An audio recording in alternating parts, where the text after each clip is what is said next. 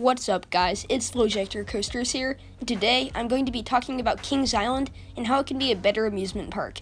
Kings Island is already one of the best parks in America, but just like any park, there are always ways it can improve its coaster lineup and overall atmosphere. Cedar Fair wouldn't be stupid to invest more money into this park because it is in a pretty good location.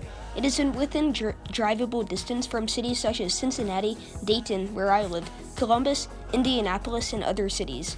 Cedar Point, Cedar Fair's flagship amusement park, is in an okay location, but nothing like other parks. Also, Kings Island has a ton of land to work with, so it's not like it doesn't have any potential to grow. In fact, Kings Island has only used about 47% of their land, which is absolutely insane, especially when you compare that to other Cedar Fair parks like Knott's Berry Farm, which has used 100% of their land, forcing them to get creative when they want to build a new attraction. Space-wise, Kings Island can literally build whatever they want, but money-wise, they have to be a little bit more careful. In this video, I'm going to look at the gaps in Kings Island's lineup, see what manufacturer Cedar Fair typically works with, and finally, I will give you guys my final idea of what Kings Island could do to be possibly the best amusement park in the United States, or even the world. Enjoy!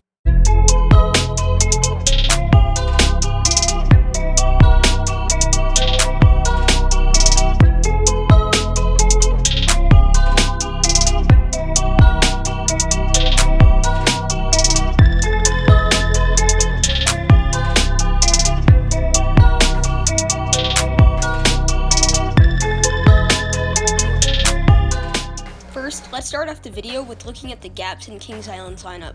In my dream theme park lineup video that I made a while ago, you should totally check that out, I discussed what makes a well-rounded coaster collection, and I talked about the basic and advanced lineup and how they contribute to a great theme park. To find out what types of coaster additions Kings Island should get, I'm going to look at those lineups from that video and see what Kings Island is missing.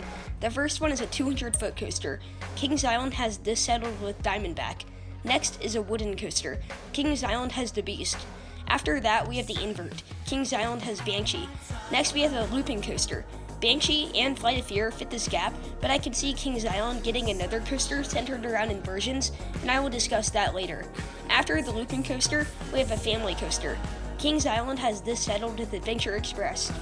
Next up in the basic lineup, we have a launch coaster. This is another gap in Kings Island's lineup. They do have Flight of Fear and Backlot Stunt Coaster, but Backlot is a pretty tame ride, and I would put it in the family coaster category.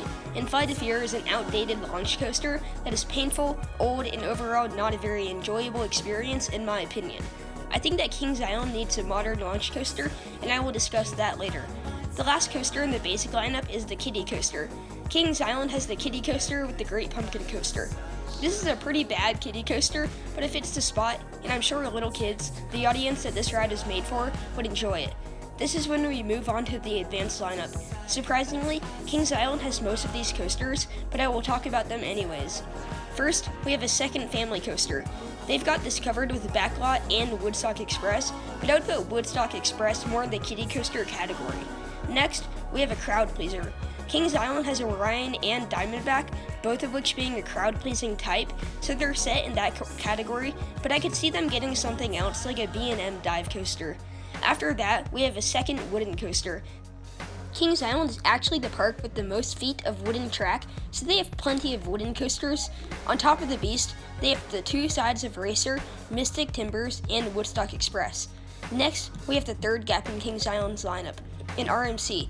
You know RMC is a fantastic manufacturer when there's a whole category in the advanced lineup for them, but it's true. Kings Island does not have an RMC, and I don't think it's super necessary for them to get one because they do have Mystic Timbers, which is kind of similar, but it's always nice to see a park get an RMC. After RMC, there's a racing coaster. Kings Island has this box checked with Racer, the classic out and back wooden coaster at the park, and I think this is a solid ride with some decent airtime. Next, we have the Giga Coaster. Kings Island actually happens to be one of the 7 parks that has a Giga, so we don't have to worry about that. Finally, we have the 2 unique coasters. You could say that a lot of the coasters at Kings Island are unique, but I wouldn't define them as unique coasters because they don't do anything that normal roller coasters don't do. That concludes my overview of the gaps in Kings Island's lineup. This will help me decide what Kings Island needs to be even better. Now let's talk about what manufacturer Cedar Fair typically works with to help narrow down what coasters Kings Island could realistically build. Cedar Fair actually works with all of the major coaster manufacturers right now, except for Intamin. About 10 years ago, Cedar Fair stopped working with Intamin for lots of reasons, but Intamin has changed as a company since then, and their coasters have improved in the reliability department. So who knows? Maybe we'll see an Intamin at some point at a Cedar Fair park, but I'm going to throw them out of the situation for now. Before just a little bit ago, Cedar Fair wasn't working with S&S, but now that the free spin is coming to Kings Dominion, that has changed. Cedar Fair also hasn't worked with Vekoma in a while, but there are quite a few Vekomas at various Cedar Fair parks, so I think Vekoma is definitely a possibility, especially with their new business model.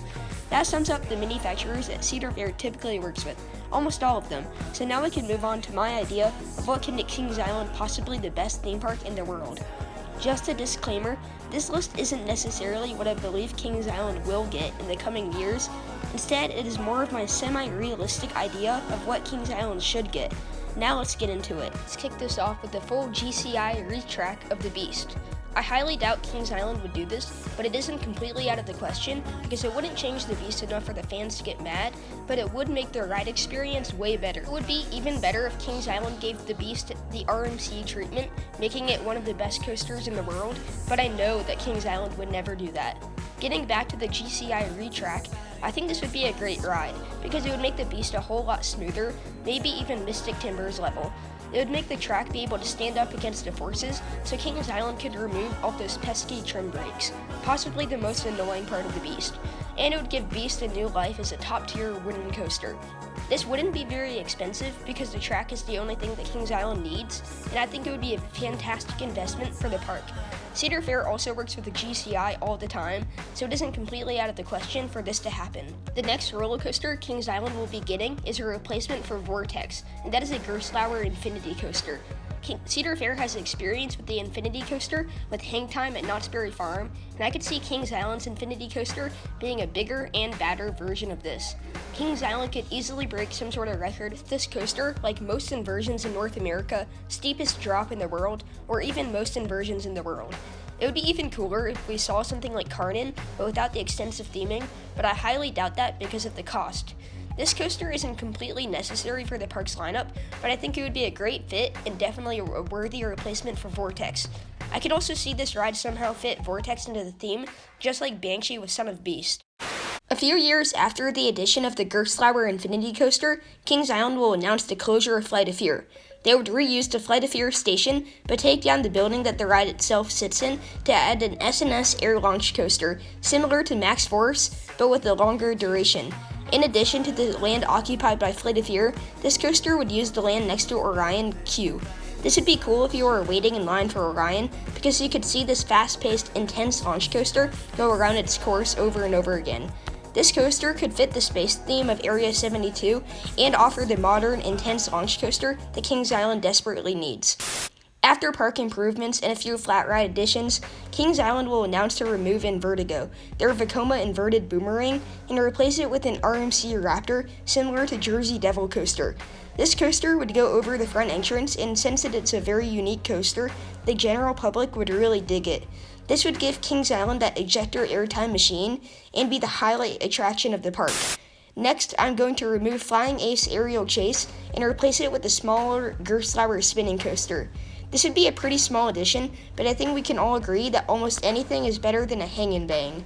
The last coaster I will add to Kings Island to make it the best park in America is the B&M Wing Coaster near the Beast. Kings Island has a ton of land back there, and I think that they should make some use out of it with this wing coaster. This coaster could weave in and out of the Beast, be the longest wing coaster, and be overall better and more intense than some rides like Gatekeeper and Wild Eagle. I was thinking about making this a launch coaster like Thunderbird, and it would also be similar to Thunderbird because it weaves in and out of a other wooden coaster, but since I already have my S&S launch coaster and backlot stunt coaster, I decided that a launch would be unnecessary.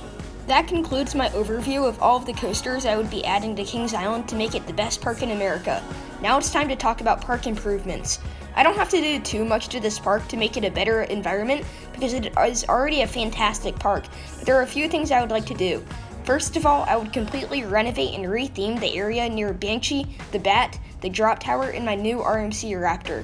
I would give this area a Halloween theme, which wouldn't be too hard because Banshee already has a theme related to that, and the bat's name is very Halloween-like.